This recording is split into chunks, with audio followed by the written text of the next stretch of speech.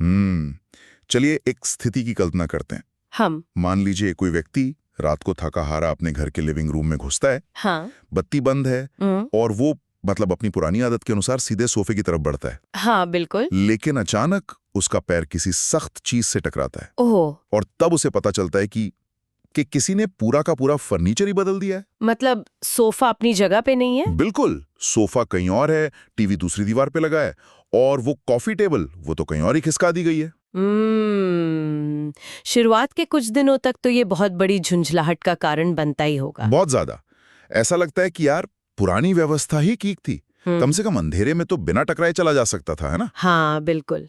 लेकिन फिर शायद 1-2 हफ्ते बाद धीरे धीरे एहसास होता है कि नया लेआउट असल में कमरे को ज्यादा खुला बना रहा है। सही कहा, हवादार और सुविधाजनक भी। अब टीवी देखने के लिए गर्दन नहीं घुमानी पड़ती और कमरे में रोशनी भी तो बेहतर आ रही है। तो आज के इस गहरे विश्लेषण में हम कुछ ऐसे ही फर्नीचर रीअरेंजमेंट की बात करने वाले हैं जो हमारे डिजिटल वर्कस्पेस में हुआ है। जी। ये चर्चा जीरा और कॉन्फ्लुएंस क्लाउड में हाल ही में हुए बड़े यूजर इंटरफेस यानी यूआई बदलावों पर केंद्रित है। और इस विषय को गहराई से समझने के लिए हमारे पास जानकारी के 3 बेहतरीन स्रोत हैं। पहला है एक बहुत ही गहरा लेख जिसका नाम है navigating efficiency the evolution of जीरा क्लाउड। और साथ ही 2 जाने माने टेक एक्सपर्ट्स के यूट्यूब वीडियोस भी हैं। हाँ, रवि सागर और हीन टेक के वीडियोस। तो मुझे लगता है कि ये सोफे वाला उदाहरण इस पूरी स्थिति को समझने के लिए एकदम सटीक शुरुआत है। बिल्कुल। क्योंकि इस चर्चा का मुख्य उद्देश्य सिर्फ ये जानना नहीं है कि सॉफ्टवेयर में कौन सा बटन अब कहाँ चले गए हैं या किस मेन्यू का रंग बदल गया है। सही कहा।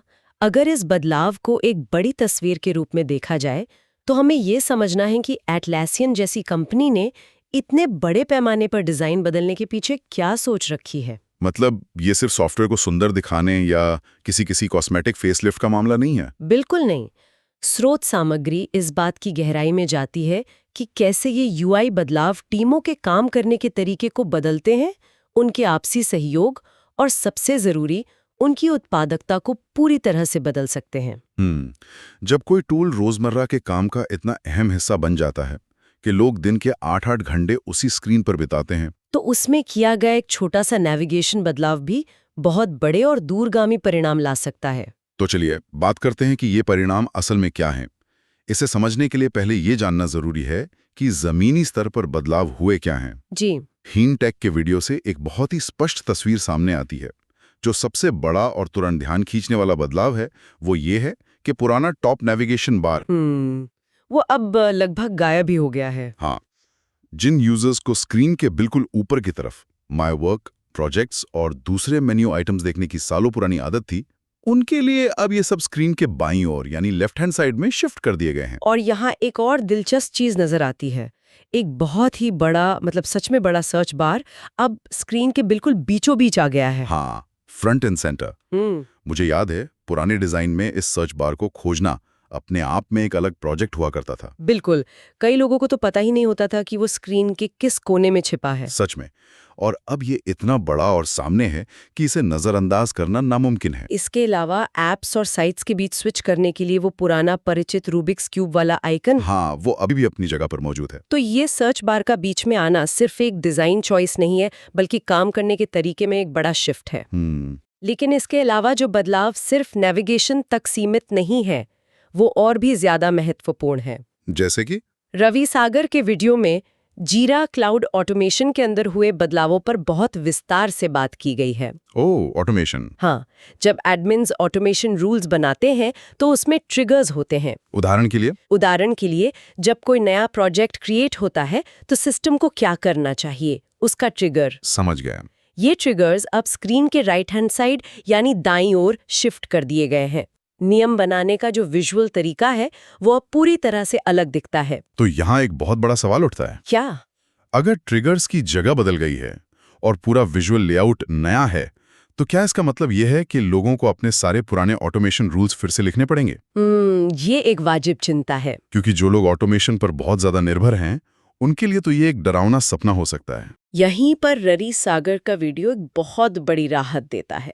अच्छा। उन्होंने एक बहुत ही तकनीकी लेकिन जरूरी बात पर जोर दिया है जिसे एक सरल तरीके से समझा जा सकता है। वो क्या है? भले ही बाहर से बटन बदल गए हों, लेकिन सिस्टम के अंदर का इंजन वही है। मतलब इसे ऐसे समझे कि किसी कार का डैशबोर्ड बदल गया है। हाँ, स्टीयरिंग का डिजाइन नया है, लेकिन बॉनेट के नीचे का इंजन और जो ईंधन वो इस्तेमाल कर रहा है वो बिल्कुल पुराना वाला ही है। तो तकनीकी भाषा में कहें तो रेस्ट एपीआई कॉल्स बिल्कुल वैसे ही काम कर रही हैं जैसे पहले करती थीं। ये तो बहुत अच्छी खबर है। बिल्कुल। जब कोई प्रोजेक्ट बनता है तो बैकग्राउंड में जो जेसन रिस्पॉन्स आता है, जिसमें प्रोजेक्ट का अवतार, लीड की जानकारी वगैरह होती है, या प्रोजेक्ट का टाइप जैसे सॉफ्टवेयर लिखा होता है, वो डेटा स्ट्रक्चर 1% भी नहीं बदला है। इसका सीधा मतलब ये है कि स्मार्ट वैल्यूज का इस्तेमाल करके एडमिन्स को ईमेल भेजने का जो पुराना तरीका था, या जो भी कस्टम स्क्रिप्ट्स लिखी गई थीं, वे नए यूआई में भी 100% वैसे ही काम करेंगी। ये तकनीकी जानकारी निश्चित रूप से कई एडमिन्स की चिंता कम करेगी। बिल्कुल करेगी। लेकिन मेरे दिमाग में एक बात अभी भी खटक रही है। बताइए। अगर बैकग्राउंड में सब कुछ पहले जैसा ही चल रहा है, एपीआई वही है, डेटा स्ट्रक्चर वही है, तो एटलासियन ने इस पूरे इंटरफेस को उखाड़ कर नया बनाने की इतनी बड़ी मेहनत क्यों की? ये एक बहुत ही अच्छा सवाल है। मतलब जब कोई चीज टूटी ही नहीं है तो उसे ठीक करने की क्या जरूरत थी? इस क्यू का बहुत ही बेहतरीन और वैज्ञानिक जवाब नेविगेटिंग एफिशिएंसी लेख में मिलता है। अच्छा, उसमें क्या बताया गया है? इस बदलाव का मुख्य कारण एक मनोवैज्ञानिक सिद्धांत है जिसे कॉग्निटिव लोड यानी हमारे दिमाग पर पड़ने वाला बोझ कहा जाता है। Cognitive load? जी, जब किसी व्यक्ति की स्क्रीन पर बहुत सारे बटन, अलग-अलग मेन्यू और अनगिनत विकल्प हर समय दिखाई देते रहते हैं, तो इंसान का दिमाग उस विजुअल क्लटर को प्रोसेस करने में बिना वजह थकता है। बिल्कुल। अनावश्यक चीजों की भीड़ दिमाग को थकाती है। नया डिजाइन इस शोर को कम करने पर केंद्रित है। लेख में ये बहुत स्पष्ट रूप से बताया गया है कि कम क्लिक्स और एक साफ सुथरा लेआउट कॉन्टेक्स्ट स्विचिंग को कैसे रोकता है। कॉन्टेक्स्ट स्विचिंग, ये आज के समय में बहुत बड़ी समस्या है। बिल्कुल। जब एक डेवलपर या प्रोडक्ट मैनेजर को दिन में 50 बार बोर्ड्स, बैकलॉग्स और प्रोजेक्ट्स के बीच तेजी से नेविगेट करना हो, तो उसे हर बार स्क्रीन पर मेन्यू ढूंढने में अपना ध्यान नहीं भटकाना चाहिए। सही कहा। लेकिन ये कॉन्टेक्स्ट स्विचिंग वाली बात सिद्धांत में तो बहुत अच्छी लगती है। क्या असल में जमीनी स्तर पर इसका कोई ठोस प्रभाव पड़ता है? क्या कोई ऐसा उदाहरण है जहां इस नए डिजाइन ने सच में किसी टीम के काम करने के तरीके को सुधारा हो? बिल्कुल। और लेख इसी बात को साबित करने के लिए अजाइल इनोवेशंस नाम के एक टेक स्टार्टअप का बहुत ही शानदार और विस्तृत केस स्टडी पेश करता है। Agile innovations? हाँ, इस स्टार्टअप में डेवलपर्स, प्रोडक्ट मैनेजर्स और डिजाइनर्स की एक मिलीजुली टीम काम करती है। तो उनका अनुभव कैसा रहा? शुरुआत में जब उन्होंने इस नए जीरा क्लाउड यूआई को अपनाया तो टीम का अनुभव बिल्कुल उसी सोफे वाले उदाहरण जैसा था। मतलब उन्हें अंधेरे में ठोकर लगी? एक तरह से हाँ। टीम को यह नया नेविगेशन बहुत अजीब लगा, काम धीमा हो गया और शिकायतें आने लगी कि पुरानी व्यवस्था ही बेहतर थी। ये तो बहुत ही स्वाभाविक प्रतिक्रिया है। लेकिन लेख विस्तार से बताता है कि कुछ हफ्तों के बाद स्थिति पूरी तरह से बदल गई। ये बदलाव कैसे आया? क्या टीम ने सिर्फ हार मानकर नई चीजों की आदत डाली या सच में कुछ सुधरा? आदत तो पड़ी, लेकिन असल बदलाव उनके काम की गति में आया। वो कैसे? केस स्टडी के अनुसार जब टीम ने इस नए साफ सुथरे लेआउट के साथ काम करना शुरू किया तो उनके रोजमर्रा के रूटीन कामों में लगने वाला समय उल्लेखनीय रूप से कम हो गया। रूटीन काम जैसे टिकट असाइन करना या स्प्रिंट बोर्ड्स चेक करना। अच्छा। क्योंकि अब मेन्यू बाईं ओर था और अनावश्यक चीजें छिपी हुई थीं, उनके डैशबोर्ड्स पहले से कहीं ज्यादा सुव्यवस्थित नजर आने लगे। और इसका सबसे बड़ा फायदा क्या हुआ? सबसे बड़ा फायदा ये हुआ कि डेवलपर्स और प्रोडक्ट मैनेजर्स के बीच का संवाद और सहयोग काफी बढ़ गया। क्या बात है। जब स्क्रीन पर शोर कम होता है तो मुख्य काम पर फोकस करना बहुत आसान हो जाता है। और एजाइल इनोवेशंस की टीम ने ठीक यही अनुभव किया। बिल्कुल। ये केस स्टडी दिखाती है कि कैसे डिजाइन का सीधा असर इंसान के मनोविज्ञान और उत्पादकता पर पड़ता है। सही कहा। लेकिन यहाँ एक और चुनौती नजर आती है। वो क्या? साफ सुथरा लेआउट सुनने में तो अच्छा है, लेकिन हर व्यक्ति का काम अलग होता है। एक डेवलपर को जो बटन चाहिए वो शायद एक डिजाइनर को नहीं चाहिए। ये एक बहुत महत्वपूर्ण बिंदु है।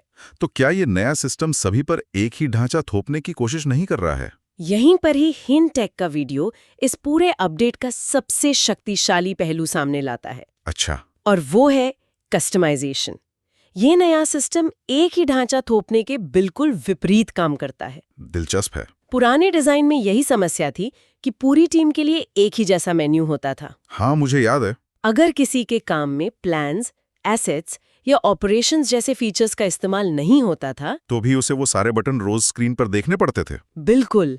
लेकिन आप लेफ्ट हैंड मेन्यू को हर यूजर अपनी व्यक्तिगत जरूरत के हिसाब से पूरी तरह से कस्टमाइज कर सकता है। तो ये कस्टमाइजेशन काम कैसे करता है? क्या इसके लिए एडमिन सेटिंग्स में जाकर कोई जटिल कोडिंग या परमिशन बदलनी पड़ती है? नहीं, बिल्कुल नहीं। क्योंकि अक्सर यूजर्स ऐसे फीचर्स को छूने से डरते हैं जो बहुत जटिल हों। ये प्रक्रिया जानबूझकर बहुत ही सहज रखी गई है। हिनटेक ने इसे लाइव करके दिखाया है। वीडियो में? हाँ, मेन्यू में एक खास लाइन दी गई है। किसी भी यूजर को अगर लगता है कि कोई मेन्यू आइटम उसके काम का नहीं है, तो वो बस उसे माउस से पकड़कर ड्रैग एंड ड्रॉप करके उस लाइन के नीचे डाल सकता है। बस इतना ही आसान है, ड्रैग एंड ड्रॉप। बस इतना ही। और वो आइटम हमेशा के लिए डिलीट नहीं होता, बल्कि बस एक मोर मेन्यू के अंदर छिप जाता है। तो इसका नतीजा ये होता है कि यूजर की स्क्रीन बिल्कुल साफ रहती है। हाँ, और उसे सिर्फ वही विकल्प दिखते हैं जिनकी उसे रोज जरूरत होती है। ये वैयक्तिकरण सच में यूजर्स को ये महसूस कराता है कि टूल उनके लिए काम कर रहा है, न कि वे टूल के लिए काम कर रहे हैं। बिल्कुल सही कहा आपने। अच्छा, ये तो सिर्फ जीरा की बात हुई। क्या कॉन्फ्लुएंस में भी इस तरह के कोई व्यवहारिक बदलाव किए गए हैं जो रोजमर्रा के काम की थकान को कम करते हो? हाँ, कॉन्फ्लुएंस में भी ऐसे ही गहरे कस्टमाइजेशन विकल्प दिए गए हैं। जैसे कि हिनटेक के वीडियो में एक बहुत ही आम समस्या का जिक्र किया गया है, अधूरे ड्राफ्ट्स। अरे बाप रे, ड्राफ्ट्स? हाँ, अक्सर लोग कॉन्फ्लुएंस पर कोई डॉक्यूमेंट लिखना शुरू करते हैं, किसी मीटिंग के कारण उसे ड्राफ्ट में छोड़ देते हैं और फिर पूरी तरह भूल जाते हैं कि उसे पब्लिश भी करना था। बिल्कुल। पुराने यूआई में उन ड्राफ्ट्स को वापस ढूंढना सच में एक चुनौती थी। वो कहीं खो ही जाते थे। लेकिन नए यूआई में अब ड्राफ्ट्स के लिए एक अलग और बहुत स्पष्ट मेन्यू आइटम बिल्कुल सामने दिया गया है। ये एक ऐसा फीचर है जिससे शायद हर कोई खुद को जोड़ पाएगा। ड्राफ्ट्स बनाकर भूल जाना एक बहुत ही आम डिजिटल बीमारी है ना? इसके सामने होने से निश्चित रूप से बहुत सारा अधूरा काम आसानी से पूरा किया जा सकेगा। बिल्कुल। और इसके साथ ही चाहे जीरा हो या कॉन्फ्लुएंस, एक और बहुत बड़ा फीचर जोड़ा गया है। वो क्या है? जरूरी प्रोजेक्ट्स और स्पेसेस को स्टार करना। स्टार करना मतलब फेवरेट मार्क करना? हाँ, किसी भी बड़ी कंपनी में सैकड़ों प्रोजेक्ट्स एक साथ चल रहे होते हैं। अब किसी भी प्रोजेक्ट को स्टार किया जा सकता है। तो इससे क्या होगा? इसके बाद मेन्यू में मौजूद छोटे तीर या कैरेट आइकन पर क्लिक करने से सिर्फ वही स्टार्ट प्रोजेक्ट्स दिखाई देंगे जिनकी उस व्यक्ति को परवाह है। ये तो बहुत बढ़िया है। सैकड़ों प्रोजेक्ट्स की लंबी लिस्ट में स्क्रॉल करके अपना काम ढूंढने का जो रोजमर्रा का संघर्ष था, वो अब खत्म हो गया है। ये सब सुन के लगता है कि एटलासियन ने यूजर अनुभव को बेहतर बनाने के लिए बहुत गहराई से काम किया है। हाँ, उन्होंने काफी मेहनत की है। लेकिन इस पूरी चर्चा में उस एक जमीनी सच्चाई को नजरअंदाज नहीं किया जा सकता जो हर बड़े तकनीकी बदलाव के साथ आती है। बदलाव का डर। बिल्कुल, बदलाव का डर और उसे अपनाने की चुनौती। दोनों YouTube क्रिएटर्स ने बहुत ही निष्पक्ष और व्यावहारिक तरीके से इस मुद्दे को उठाया है। जी, रवि सागर के वीडियो में उनकी जो हताशा और झुंझुलाहट दिखाई देती है, वो बहुत ही स्वाभाविक है। हाँ, वो काफी परेशान लग रहे थे। रवि सागर की चिंता उन सभी लोगों का प्रतिनिधित्व करती है जो टेक ट्यूटोरियल्स बताते हैं या जो कंपनियों के अंदर अपनी टीमों को सॉफ्टवेयर इस्तेमाल करना सिखाते हैं। सही बात है। रवि ने अपने वीडियो में बताया है कि उन्होंने ऑटोमेशन पर लगभग हर मुमकिन ट्यूटोरियल बनाया हुआ है। और अब यूआई बदल गया। बिल्कुल। जब यूआई इस तरह से पूरी तरह बदल जाता है, तो वो सारे पुराने वीडियोस उन यूजर्स के लिए अप्रासंगिक लगने लगते हैं जो तकनीक के मामले में बहुत ज्यादा माहिर नहीं है। ये तो सच है।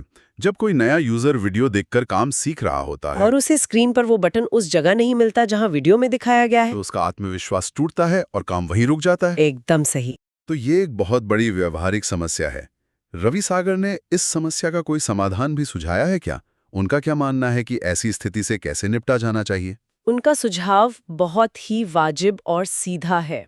क्या है वो? उनका मानना है कि क्लाउड सॉल्यूशंस में जहां चीजें रातों रात अपडेट हो जाती हैं, यूजर्स के पास हमेशा एक परमानेंट टॉगल बटन होना चाहिए। परमानेंट टॉगल बटन मतलब ऑन ऑफ करने का स्विच? हाँ, एक ऐसा बटन जिससे वो जब चाहे नए व्यू से पुराने व्यू पर वापस जा सकें। इससे तो काफी आसानी हो जाएगी। इससे कम से कम उन लोगों का काम नहीं रुकेगा जो पुराने ट्यूटोरियल्स को देखकर कुछ सीखने या लागू करने की कोशिश कर रहे हैं। ये सुझाव सुनने में तो बहुत तार्किक लगता है, लेकिन क्या कंपनियां ऐसा करती हैं?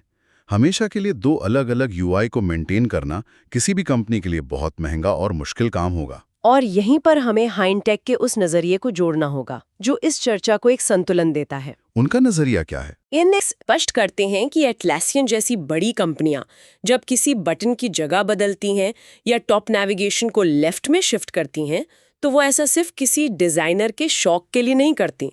तो इसके पीछे क्या होता है? इसके पीछे यूजर बिहेवियर, आई ट्रैकिंग और उपयोगिता की बहुत गहरी, लंबी और महंगी रिसर्च होती है। आई ट्रैकिंग मतलब यूजर स्क्रीन पर कहाँ देख रहा है, इसकी भी रिसर्च? बिल्कुल। इसलिए शुरुआती झिझक या हताशा के बावजूद हेनटेक का मानना है कि इस रिसर्च पर भरोसा किया जाना चाहिए। यह नया डिजाइन लंबी अवधि में काम को बेहतर बनाने के लिए ही तैयार किया गया है। तो जो लोग अभी भी इस नए डिजाइन से थोड़ा डरे हुए हैं या हिचकिचा रहे हैं, उनके लिए स्रोत सामग्री में क्या सलाह दी गई है? राहत की बात यह है कि यह नया यूआई अभी पूरी तरह से थोपा नहीं गया है। अच्छा, तो क्या अभी जबरदस्ती इस नए यूआई पर काम नहीं करना होगा? कि हर व्यक्ति के पास इसे चालू या बंद करने का नियंत्रण है। ये तो बहुत अच्छी बात है। हिनटेक ने इसे करने का सटीक तरीका भी बताया है। कैसे कर सकते हैं? अगर कोई जीरा का उपयोग कर रहा है तो उसे जनरल सेटिंग्स में जाकर न्यू नेविगेशन के विकल्प को खोजना होगा। और कॉन्फ्लुएंस में? कॉन्फ्लुएंस में ये थोड़ा अलग जगह पे है। वहां सेटिंग्स के अंदर कॉन्फ़िगरेशन और फिर न्यू फीचर्स में जाना होगा। ठीक है। वहां से इस बीटा वर्जन को चालू किया जा सकता है। और अगर पसंद ना आए तो? सबसे अच्छी बात यह है कि बीटा के दौरान अगर नया डिजाइन पसंद नहीं आता या किसी पुराने प्रोजेक्ट को जल्दी से खत्म करने के लिए पुराने लेआउट की जरूरत है तो उसी सेटिंग में जाकर इसे बंद किया जा सकता है। और पेज को रिफ्रेश करते ही पुराना परिचित यूआई वापस आ जाएगा। ये तो एक बहुत अच्छी सुविधा है, लेकिन एक सवाल ये भी है कि क्या ये ऑन ऑफ का खेल हमेशा चलता रहेगा? यहाँ एक बहुत ही जरूरी चेतावनी दी गई है। क्या? यह बीटा चरण हमेशा के लिए नहीं रहने वाला है। ओह। लेख और दोनों वीडियोस में यह स्पष्ट रूप से कहा गया है कि कुछ महीनों बाद अंततः यह नया यूआई ही स्थायी हो जाएगा। मतलब पुरानी व्यवस्था हमेशा के लिए खत्म हो जाएगी? जी हाँ। इसलिए इसे पूरी तरह से नजरअंदाज कर देना या पुराने व्यू से ही चिपके रहना समझदारी नहीं है। तो फिर ऐसे में सबसे अच्छी रणनीति क्या होनी चाहिए? सबसे अच्छी रणनीति यही होगी कि अभी से इस नए नेविगेशन को ऑन किया जाए और इसके साथ प्रयोग किया जाए। और जो कस्टमाइजेशन के विकल्प दिए गए हैं, जैसे अनचाहे मेन्यू को ड्रैग करके छिपाना या साइड बार की चौड़ाई को अपने हिसाब से सेट करना, उनकी आदत डाली जाए। बिल्कुल। अगर अभी से दिन में कुछ घंटे इस नए यूआई पर बिताए जाएं, तो जब तक ये अनिवार्य होगा तब तक काम करने की गति धीमी होने के बजाय तेज हो चुकी होगी। अगर हम इन सारी बातों, केस स्टडीज और तकनीकी बदलावों को समेटें तो ये पूरी जानकारी आखिर क्यों मायने रखती है? ये है कि आज के दौर में सॉफ्टवेयर अब सिर्फ एक उपकरण या टूल नहीं रह गया तो है। क्या बन गया है? ये एक ऐसा डिजिटल वातावरण है जिसमें लोग अपने दिन के 8, 10 या 12 घंटे बिताते हैं। सही बात है। किसी भी टूल के सिर्फ बेसिक्स जानने से अब काम नहीं चलता। हाँ, गहराई में जाना पड़ता है। अगर कोई अपने डिजिटल वर्कस्पेस को अपनी व्यक्तिगत जरूरतों के अनुसार कस्टमाइज करना सीख लेता है तो रोजमर्रा के काम में जो एक अदृश्य थकान या फ्रिक्शन होता है वो खत्म हो जाता है। जो नए लोग इस सिस्टम से जुड़ रहे हैं उनके लिए ये नया और साफ डिजाइन सिस्टम को सीखने की प्रक्रिया को बहुत आसान बना देता है। सही बात है। और जो पुराने धुरंधर हैं उन्हें ये समझना होगा कि तकनीकी बदलाव से घबराने के बजाय उसे अपनाना चाहिए। बिल्कुल। ये नया यूआई कोई रुकावट नहीं है, बल्कि कॉग्निटिव लोड को कम करके उत्पादकता और काम की गति को कई गुना बढ़ाने का एक बहुत ही सटीक हथियार है। ये बात सच में सोचने वाली है कि कैसे एक छोटा सा डिजाइन बदलाव काम के पूरे अनुभव को बदल सकता है। जी बिल्कुल। और इसी विचार के साथ हम आज की इस चर्चा के बिल्कुल अंत में आ गए हैं, लेकिन जाने से पहले एक ऐसा सवाल छोड़ना जरूरी लगता है जो शायद इस पूरी चर्चा को सुनने के बाद किसी के भी दिमाग में उठे। वो क्या है? अगर हमारे काम करने वाले सॉफ्टवेयर में सिर्फ एक सर्च बार को सामने लाने और कुछ बिना काम के बटन्स को छिपाने से हमारी उत्पादकता इतनी ज्यादा बढ़ सकती है और दिमाग की थकान कम हो सकती है, तो जरा सोचिए, क्या हमारे रोजमर्रा के काम का ज्यादातर स्ट्रेस और थकान असल में काम की अधिकता नहीं बल्कि सिर्फ खराब डिजिटल डिजाइन का नतीजा है? ये तो बहुत गहरा सवाल है ना? हमारी डिजिटल जिंदगी के और कौन से ऐसे हिस्से हैं जिन्हें अब तुरंत एक नए यूजर इंटरफेस या फर्नीचर रीअरेंजमेंट की जरूरत है? विचार कीजिएगा।